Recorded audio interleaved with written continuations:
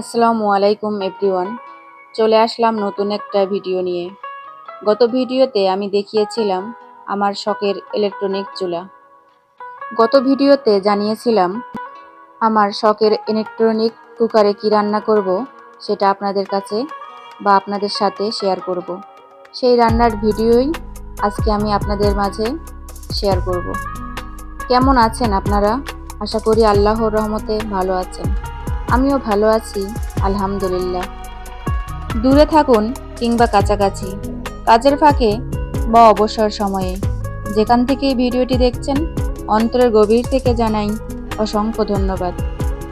ভিডিওটিতে একটি লাইক দিয়ে কন্টিনিউ করুন। মায়া ভরা সংসারে যারা নতুন এসেছেন, আমি অনুরোধ করব চ্যানেলটি সাবস্ক্রাইব করে পাশে থাকার বেল আইকনটি প্রেস করে রাখতে।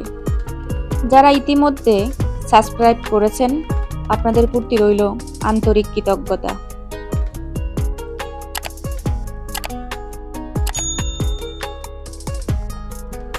ইনফ্রারেড কুকারে আমি প্রথমেই রান্না করেছি লাচ্চা সেমাই।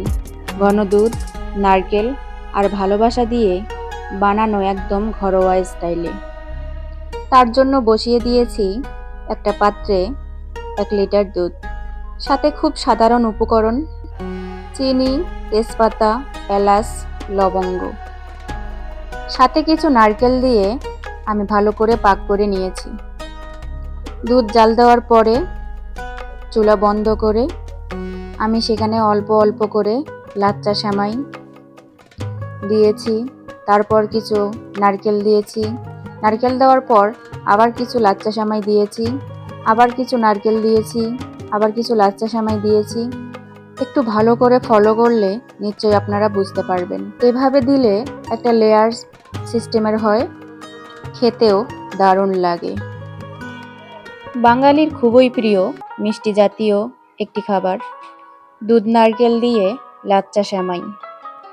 সেমাই নারকেলের এই জুটি সত্যিই অসাধারণ।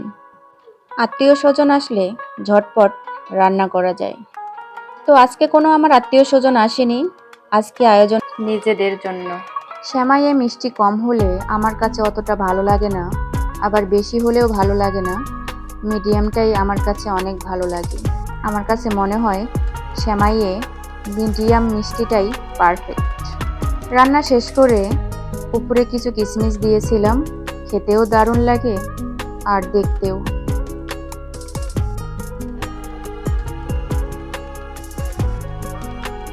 সেমাই রান্না শেষ করে আমি কিছু ঘরের কাজকর্ম গুছিয়ে নিয়েছিলাম। তারপর আমি রান্না করেছি মুরগির গোশত। একজন গৃহিণীর বাসায় অনেক ধরনের কাজ থাকে, যার কোনো হিসাব হয় না, আর সেই গৃহিণীর কোনো বেতনও হয় না। তারপরও সেই গৃহিণী মন দিয়ে কাজ করে তার পাশে থাকার মানুষগুলোকে ভালো রাখার জন্য। সবার ভালো রাখতে রাখতে নিজের কিসে ভালো সেটা সে ভুলে যায়। একটা মেয়ের বিয়ের পর, বাচ্চা কাচ্চা হওয়ার পর নিজের যত্ন নেওয়া ভুলে যায়। দিনে একবারও হয়তো আয়না দেখার সুযোগ হয় না, শুধু চিরুনি দিয়েই মাথা আঁচড়িয়ে নেয়। হয়তো কারো কারো সেটাও হয় না। দিনে দিনে নিজের প্রতি অবহেলা করে পরিবারের মানুষগুলোর যত্ন নিয়ে দিন শেষে একটা কথাই শুনতে হয়, কি করো বাসায়? একজন গৃহিণীর কাজের হিসাব থাকে না সময়, যখন তখন যে কোনো কাজ করতে হয়। আপনাদের সাথে গল্প করতে করতে আমার রান্না প্রায় শেষ। রান্নার রেসিপি বলার মতো কিছুই নেই।